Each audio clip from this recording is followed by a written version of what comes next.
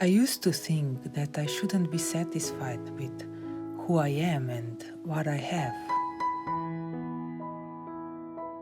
because I thought that the progress in life stops the moment I become satisfied with myself. I was wrong.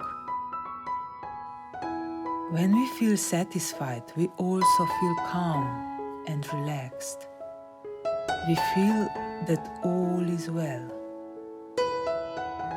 And when we feel like that, we open ourselves to new ideas and opportunities, which lead us to the things we want in our lives.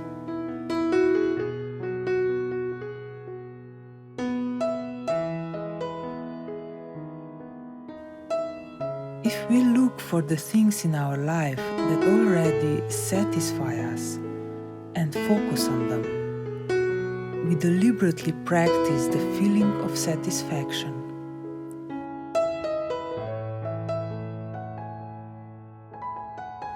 And what else do we want in our lives than to be satisfied?